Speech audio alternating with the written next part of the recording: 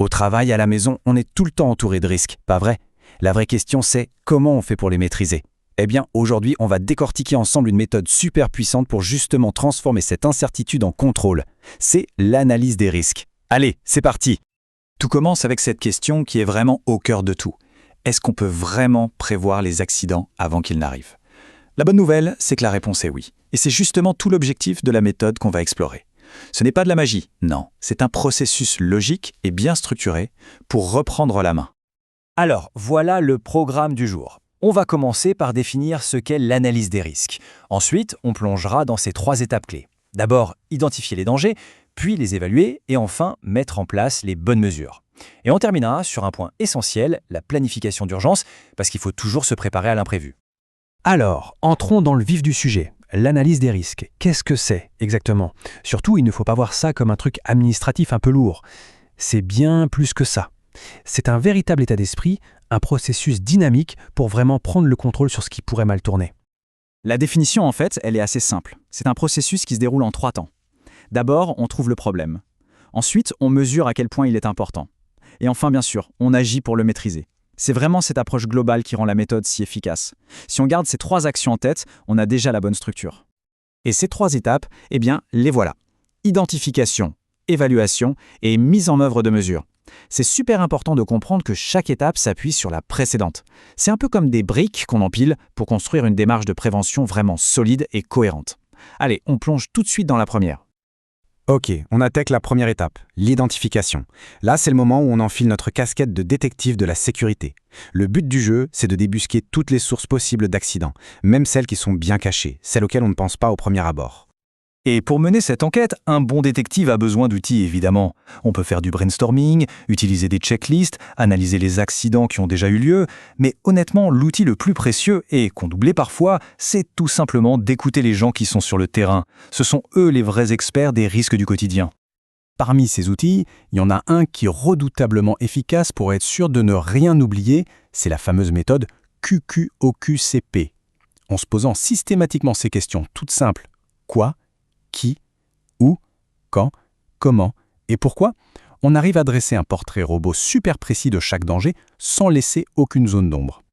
Bon, une fois qu'on a listé les problèmes, le boulot n'est pas fini. Au contraire, il faut creuser pour trouver la cause racine. Et pour ça, le diagramme d'Ishikawa, qu'on appelle aussi le diagramme en arête de poisson ou 5M, il est parfait. Il nous aide à explorer toutes les causes possibles en les rangeant dans 5 grandes familles: milieu, méthode, main-d'œuvre, matière et matériel. Et il y a un autre outil, que je trouve personnellement génial de simplicité, c'est la méthode des 5 pourquoi. Le principe est tout bête. Face à un problème, on se pose la question pourquoi. Puis, à partir de la réponse, on redemande pourquoi. Et on fait ça 5 fois de suite. C'est incroyable comme ça permet de remonter à la vraie source du problème et pas juste au symptôme visible. Allez, on passe à la deuxième grande étape. Maintenant qu'on a identifié tous nos dangers, il faut être réaliste. Ils n'ont pas tous les mêmes poids. C'est là qu'intervient l'évaluation. Son but, c'est de les classer, de mesurer la taille de chaque menace pour savoir où mettre notre énergie en priorité.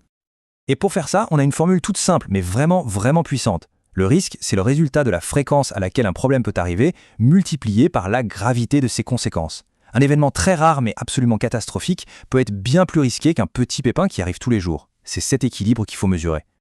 Et le meilleur moyen de visualiser ça, c'est avec une matrice des risques, comme celle qu'on voit ici. C'est un outil de décision super direct. Si on tombe dans le rouge là, pas de question à se poser. Le risque est inacceptable, il faut agir et tout de suite. En jaune, on planifie une action, et en vert, le risque est acceptable, mais on garde quand même un œil dessus, bien sûr. Maintenant, si on veut affiner encore un peu l'analyse, on peut aller plus loin en calculant ce que l'on appelle la criticité. On reprend la même formule, fréquence fois gravité, et on ajoute un 3e élément, la détectabilité. Pour le dire simplement, ça répond à la question est-ce qu'on peut facilement voir le problème arriver ou pas du tout? Un risque difficile à détecter devient tout de suite bien plus critique. Et voilà, on arrive à la 3e et dernière étape. C'est vraiment le moment où tout se concrétise. Parce que, soyons clairs, connaître les risques, c'est une chose, mais le but du jeu, c'est d'agir pour les réduire. C'est ici que toute notre analyse se transforme enfin en action préventive concrète. Et attention, pour agir efficacement, on ne fait pas n'importe quoi dans n'importe quel ordre. Il y a une hiérarchie à respecter. La règle d'or, le top du top, c'est toujours d'essayer de supprimer le danger à la source. Si c'est impossible, on passe aux protections collectives, puis à l'organisation du travail. Et c'est seulement en tout dernier recours, vraiment en dernier, qu'on pense aux protections individuelles comme le casque ou les gants. Toute cette démarche, en fait, elle repose sur quelques grands principes de prévention. Et s'il y a un point à retenir, c'est celui-là.